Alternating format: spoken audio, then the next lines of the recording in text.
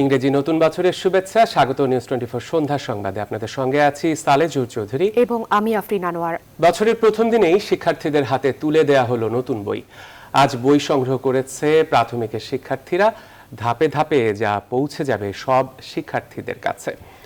নতুন বই পেয়ে উজ্জীবিত শিক্ষার্থীরা। শিক্ষক আর অভিভাবকরা বলছেন, করোনায় দীর্ঘদিন থমকে থাকা শিক্ষা ব্যবস্থায় প্রাণের সঞ্চার করবে নতুন বইগুলো।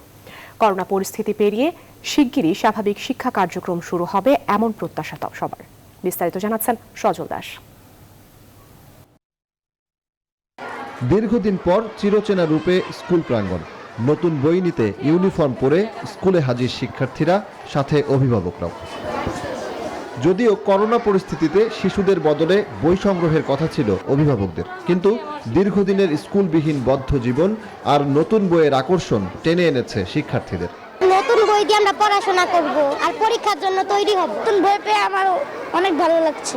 বাচ্চারা একটু নতুন বই পাইলে খুশি হয়, একটু পড়ার আগ্রহ দেখায়। বাসায় মনে করেন যে পড়ছিল, এখন স্কুল না খোলার কারণে বাচ্চারা অনেক পিছিয়ে আছে। শিক্ষকরা বলছেন, সময় মতোই বই পৌঁছেছে স্কুলগুলোতে। সরকারের নির্দেশনা মেনে শিক্ষার্থীদের কাছে সেগুলো পৌঁছে দিচ্ছেন তারা। প্রথম শ্রেণী থেকে চতুর্থ শ্রেণী পর্যন্ত আমরা এখন দিচ্ছি, আর এরপরে আবার ক্লাস 5 দিব। 100 বাচ্চাকে 50 জন আজকে, আর পরের দিন আবার 50 জনকে বই দেওয়া হবে। নতুন বছরের প্রথম দিনেই শিক্ষার্থীদের হাতে তুলে দেওয়া হচ্ছে নতুন বই, যা পেয়ে খুশি শিক্ষার্থীরা। নতুন উদ্দীপনায় সামনে এগিয়ে যাওয়ার প্রত্যয় ব্যক্ত করছেন তারা। রাজধানীর পাশাপাশি সারা দেশে চলছে এই বই উৎসব। দেশের বিভিন্ন স্থানে নতুন বই নিতে সকাল থেকেই স্কুলগুলোতে ভিড় করেন শিক্ষার্থী, অভিভাবকরা। স্বাস্থ্যবিধি রক্ষায় নানা নির্দেশনা থাকলেও বাড়তি শিক্ষার্থী এবং অভিভাবকদের উপস্থিতিতে বেশিরভাগ ক্ষেত্রেই তা রক্ষা করা সম্ভব হয়নি। নতুন বছরের নতুন পেয়ে আমরা খুবই খুশি হয়েছি। দূরত্ব বজায় রেখে এক একজন বই নিচ্ছি। নতুন বই পেয়ে খুব ভালো লাগছে। 2020 সালে তো স্কুলে আসতে পারিনি। আশা করি এক সপ্তাহ লাগবে না, 2 দিনের মধ্যে আমাদের 100% বই সকল শিশুদের হাতে আমরা পৌঁছে দিতে পারবো। বাংলাদেশ সরকারকে আমাদের পক্ষ থেকে অসংখ্য ধন্যবাদ। নতুন বই পেয়ে শিক্ষার্থীদের লেখাপড়ার উৎসাহ বাড়বে। করোনা পরিস্থিতি সামলে শিগগিরই আবারও ক্লাসে ফিরবেন শিক্ষার্থীরা, এমন প্রত্যাশা শিক্ষা সংশ্লিষ্ট সকলের। সজল দাস, নিউজ 24, ঢাকা। এদিকে করোনা উপেক্ষা করে নতুন বছরকে স্বাগত জানাতে দেশের পর্যটন কেন্দ্রগুলোয় ভিড় জমিয়েছেন ভ্রমণ পিপাসুরা। ছুটির দিনে কক্সবাজার সমুদ্র সৈকতে সবচেয়ে বেশি ভিড় পর্যটকদের।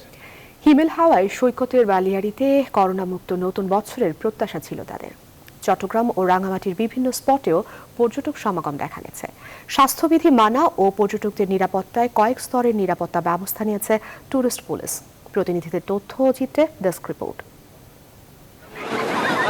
কক্সবাজারে সমুদ্রের নোনা জলে গা ভাসাতে আর বালুকা বেলায় দাঁড়িয়ে নতুন সূর্যে আলোকিত হয়ে 2021 সালকে স্বাগত জানাতে লাখো পর্যটকের সমাগম ঘটে।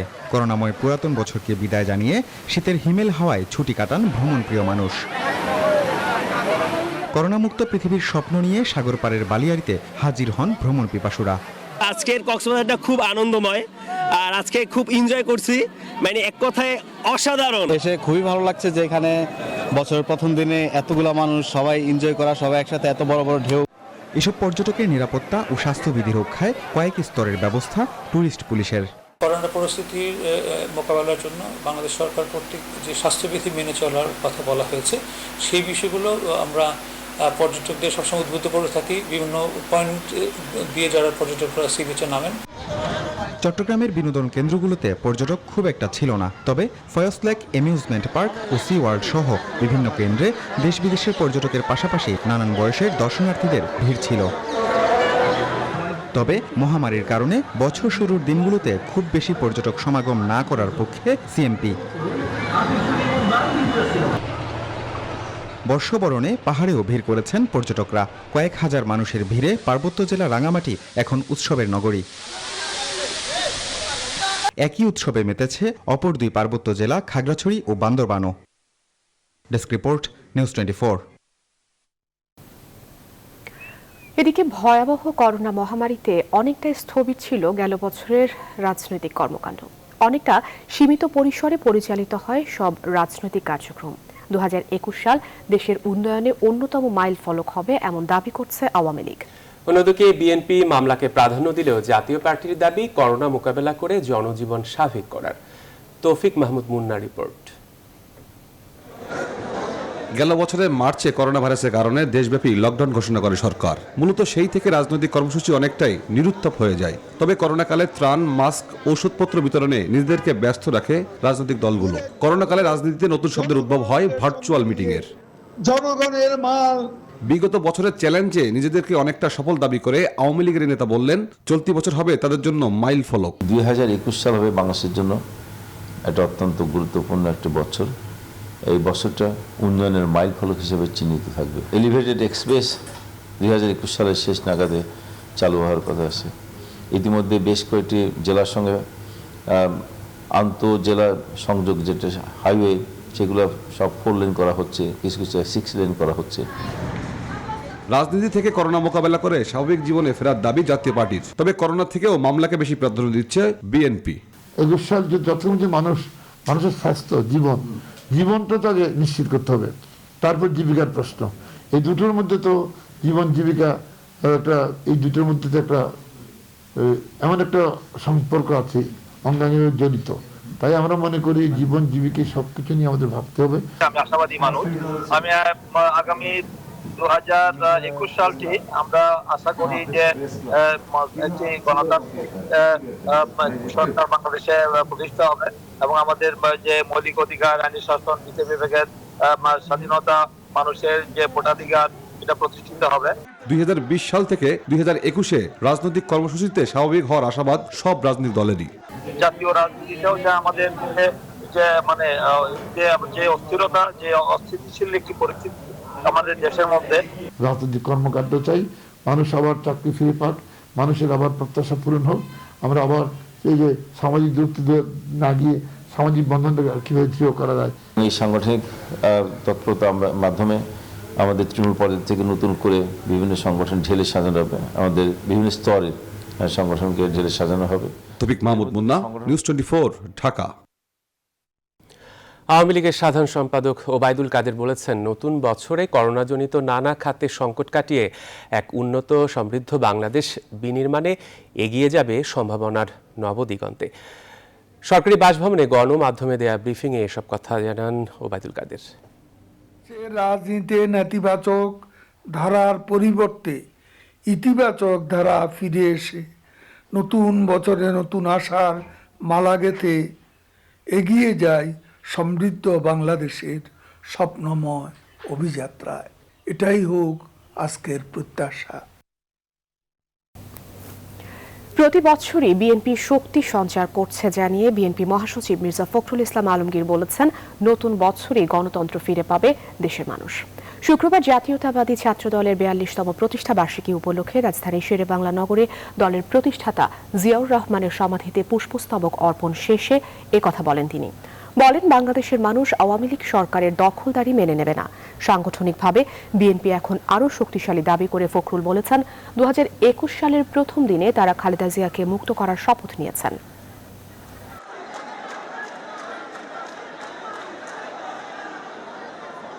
করোনা মুক্ত এবং স্বৈরতন্ত্র মুক্ত একটি বাংলাদেশ এই বছরে ইনশাআল্লাহ এই দেশের জনগণ প্রতিষ্ঠা করবে। আমরা খুব স্পষ্ট করে বলতে চাই যে বাংলাদেশের মানুষ এই আওয়ামী লীগের দখলদারি এই সরকারকে কখনোই মেনে নেবে না। অবিলম্বে একটি নিরপেক্ষ সরকারের অধীনে নিরপেক্ষ নির্বাচন কমিশনের পরিচালনায় একটি নির্বাচন দিতে বাধ্য করতে হবে। নতুন বছরে নতুন উচ্চতায় উঠবে বাংলাদেশের অর্থনীতি, এমন প্রত্যাশার কথা জানিয়ে বিশেষজ্ঞরা বলছেন, বিনিয়োগ বাড়ানো আর কর্মসংস্থান তৈরি করতে পারলেই সম্ভব এটি। করোনার মধ্যেও খেটে খাওয়া মানুষের শ্রমে ভালো ছিল জিডিপি প্রবৃদ্ধি। বিশেষজ্ঞরা আরও জানিয়েছেন, মহামারীর এই সময়ে বাড়তি সহায়তা নিয়ে পাশে দাঁড়াতে হবে পিছিয়ে পড়া মানুষদের। সুলতান আহমেদের রিপোর্ট, ছবি তুলেছেন আব্দুল্লাহ আলমা মাহমুদ। প্রত্যাশার সূর্য উঠেছে নতুন বছরে। বিদায় নিল বিভীষিকাময় 2020। মহামারীর বছর শেষে যেন স্বস্তি ফিরেছে সাধারণ মানুষের মনেও। তাই তো রাজধানীর হট্টগোল থেকে খানিকটা দূরে এমন মন খুলে সময় কাটানোর চেষ্টা অনেকেরই। জমিতে সোনালী ধান, বিলে নৌকায় ঘুরে বেড়ানো, আবার পাশেই মেলার আবহে বিনোদনের নানা উপলক্ষ। এ যেন সুখী এক বাংলাদেশের প্রতিচ্ছবি। করোনা মহামারী পেশা বদলে দিয়েছে অনেকের। শুধু চাকরির পেছনে না ছুটে ছোট্ট পরিসরে ব্যবসা করে স্বাবলম্বী হওয়ার চেষ্টায় নেমেছেন অনেকেই। 4-5 জন কাজ করতেছি এখানে, যা ইনকাম হয় ইনশাল্লাহ আমাদের সবারই হয়ে যায়। প্রতিদিন 2-2.5 হয়, লাভ হয় 700-800-1000।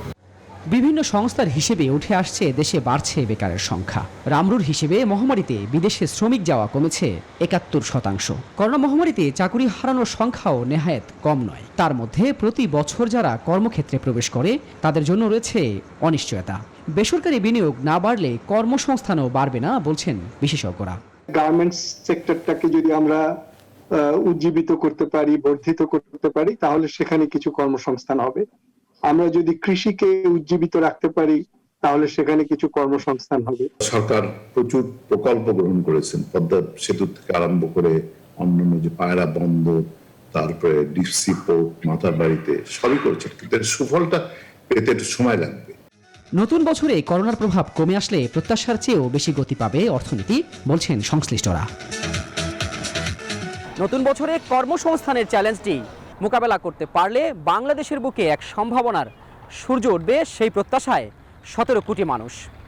সুলতান আহমেদ, নিউজ 24, ঢাকা। নিউজ 24 সন্ধ্যার সংবাদের সময় হলো একটা বিরতি। আরো খবর নিয়ে ফিরছে একটু পর, সাথেই থাকুন। বিরতির পর আবারও স্বাগত। দেখছেন নিউজ 24 সন্ধ্যার সংবাদ। দেশে করোনায় মারা গেছে আরও 17 জন। এ নিয়ে মৃত্যুর সংখ্যা দাঁড়ালো 7,556 জন। 24 ঘন্টায় নমুনা পরীক্ষা করা হয়েছে 12,103টি, যার মধ্যে শনাক্ত 990 জন। এ পর্যন্ত মোট শনাক্ত 5,14,500। একদিনে সুস্থ হয়েছেন 1,197 জন। এ পর্যন্ত মোট সুস্থ হয়ে বাড়ি ফিরেছেন 4,58,656 জন। শনাক্ত বিবেচনায় প্রতি 100 জনে সুস্থ হয়েছেন 89.15%, আর মারা গেছেন 1.47%। শুক্রবার স্বাস্থ্য অধিদপ্তর থেকে পাঠানো সংবাদ বিজ্ঞপ্তিতে এসব তথ্য জানানো হয়।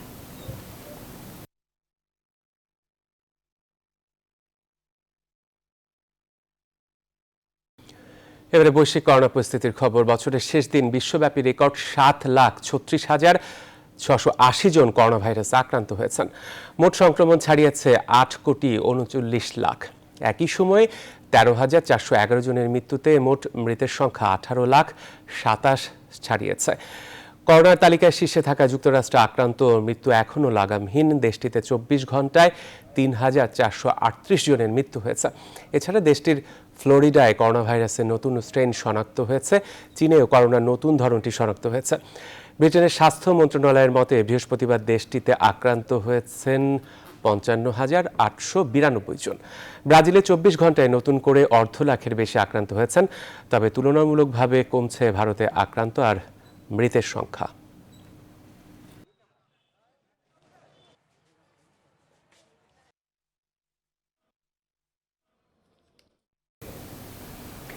সবার জন্যই ভ্যাকসিন প্রয়োজন হবে, তবে ভ্যাকসিন পাওয়ার উপর ভিত্তি করেই সরকার নীতিমালা গ্রহণ করেছে বলে জানিয়েছেন আইডিসিআর এর উপদেষ্টা ডক্টর মুশতাক হোসেন। বলেছেন, ভ্যাকসিন নেয়ার পরও মেনে চলতে হবে স্বাস্থ্যবিধি।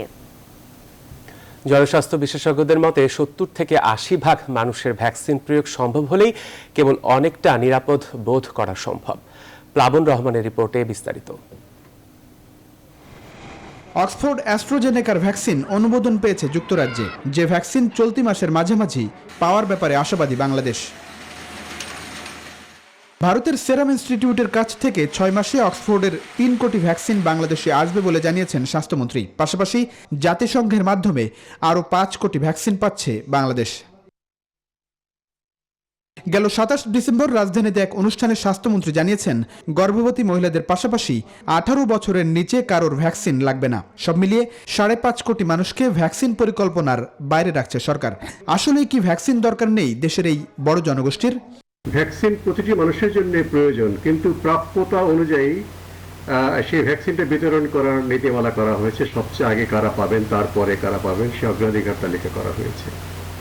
এবং ভ্যাকসিন যাদের মধ্যে ক্লিনিক্যাল ট্রায়াল করা হয়নি, যেমন 18 বছরের নিচে গর্ভবতী নারী, এদের মধ্যে কোনো কোম্পানি ক্লিনিক্যাল ট্রায়াল করেননি, সেই সব ভ্যাকসিন তাদেরকে দেওয়া যাচ্ছে না।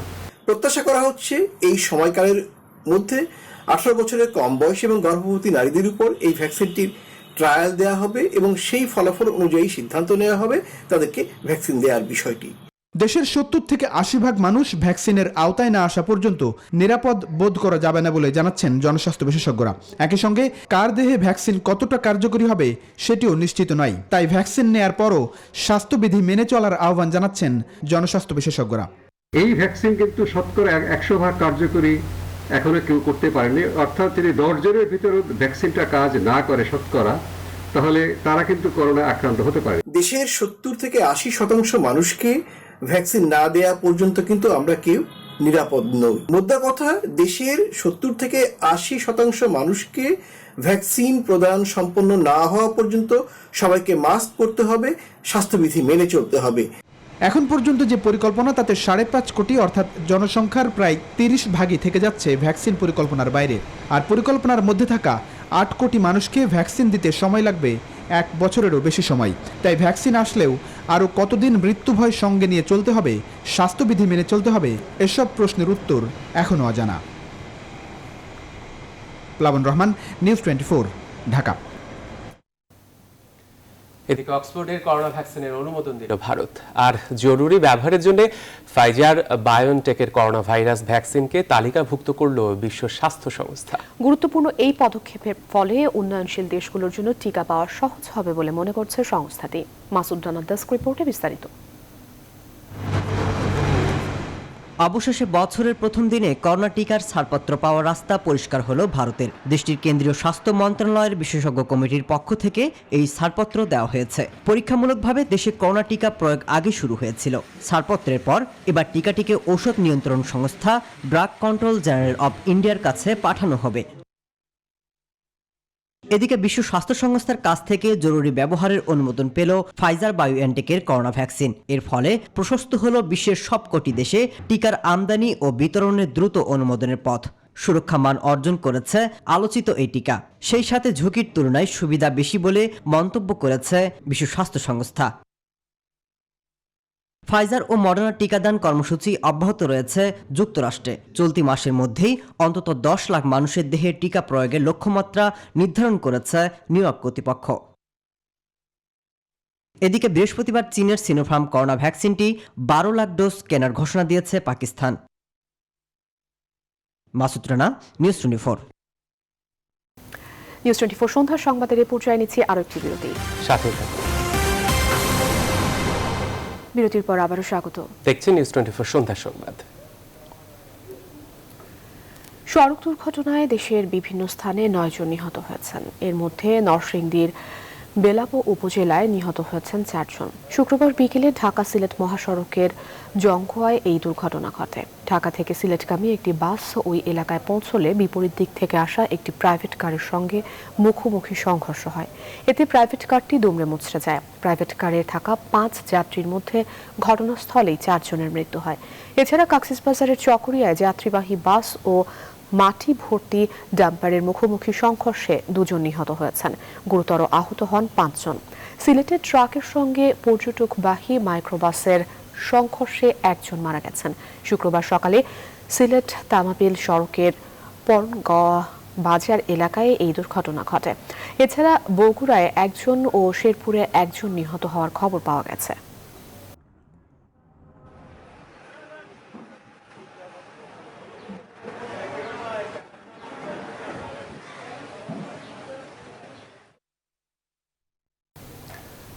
ইংরেজি নতুন বছরের প্রথম দিনে জাতীয় চিড়িয়াখানায় দর্শনার্থীদের ঢল নামে।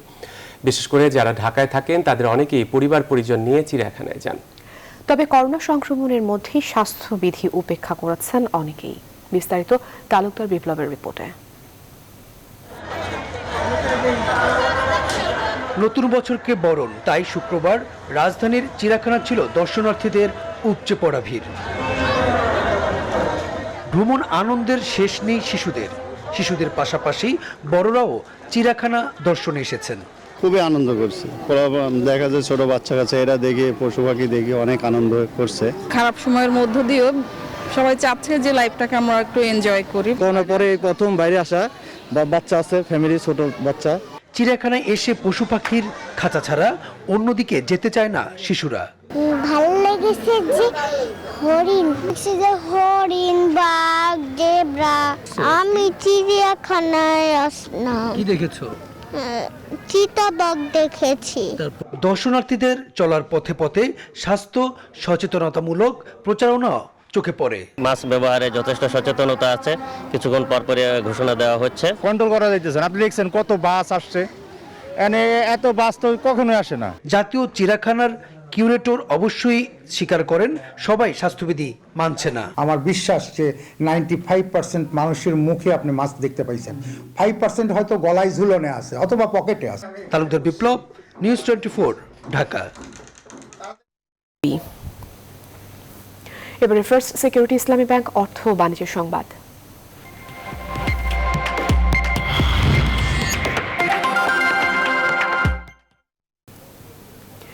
বাংলাদেশ ব্র্যান্ড ফোরামের উদ্যোগে আয়োজিত বেস্ট ব্র্যান্ড অ্যাওয়ার্ডের 11 আসর অনুষ্ঠিত হয়েছে। ভার্চুয়াল অনুষ্ঠানের মধ্য দিয়ে সেরা ব্র্যান্ডগুলোকে পুরস্কৃত করার মধ্য দিয়ে সম্মাননা জানানো হয়। দেশের ব্র্যান্ডিং শিল্পের সবচেয়ে বড় সম্মাননা best brand award 2020 award by AIUB Nielsen Bangladesh অংশীদারিতে বাংলাদেশ ব্র্যান্ড ফোরামের উদ্যোগ। দেশের ব্র্যান্ডগুলোকে অনুপ্রাণিত করতে বাংলাদেশ ব্র্যান্ড ফোরাম গেল 12 বছর ধরে বেস্ট ব্র্যান্ড অ্যাওয়ার্ডের মাধ্যমে সর্বাধিক প্রিয় ব্র্যান্ডকে সম্মানিত করে চলেছে। এবছর 37 বিভাগে সেরা ব্র্যান্ড এবং সামগ্রিক শীর্ষ 15 ব্র্যান্ডকে স্বীকৃতি দেওয়া হয়।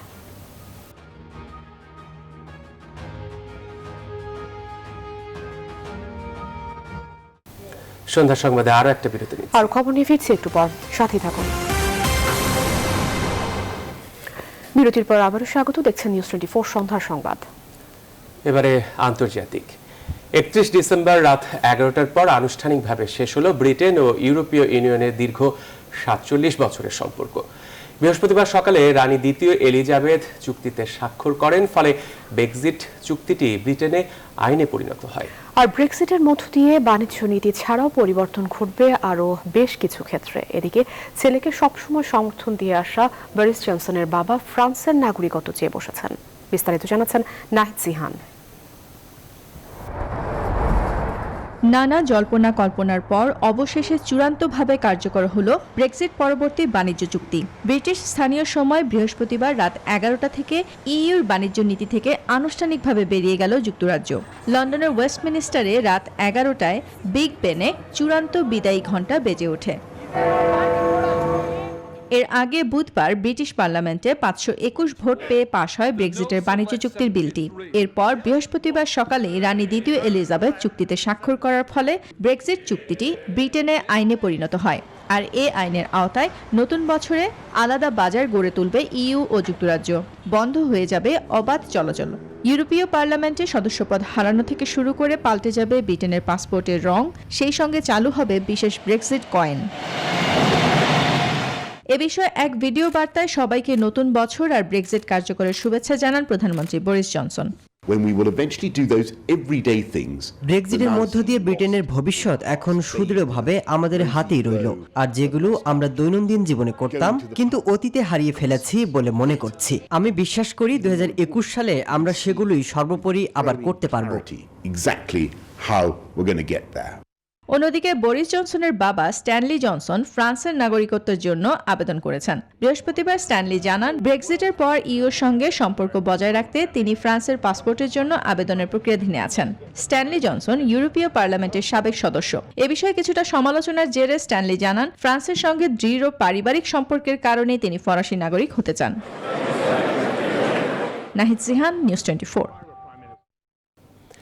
যুক্তরাষ্ট্রে অভিবাসন নিষেধাজ্ঞার মেয়াদ বাড়িয়েছেন প্রেসিডেন্ট ডোনাল্ড ট্রাম্প। এতে গ্রিন কার্ডের আবেদনকারী ও অস্থায়ী বিদেশি শ্রমিকেরা দেশটিতে ঢুকতে নিষেধাজ্ঞায় পড়লেন। ট্রাম্প বলছেন, করোনা মহামারীতে ক্ষতিগ্রস্ত অর্থনৈতিক পরিস্থিতিতে মার্কিন শ্রমিকদের রক্ষায় এই নিষেধাজ্ঞা প্রয়োজন।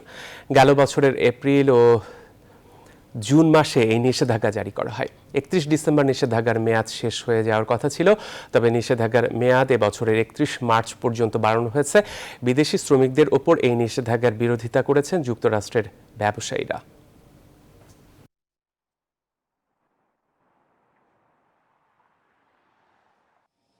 আর এই ছিল এখনকার নিউজ 24 সংবাদে। এতক্ষণ সাথে থাকার জন্য ধন্যবাদ সবাইকে।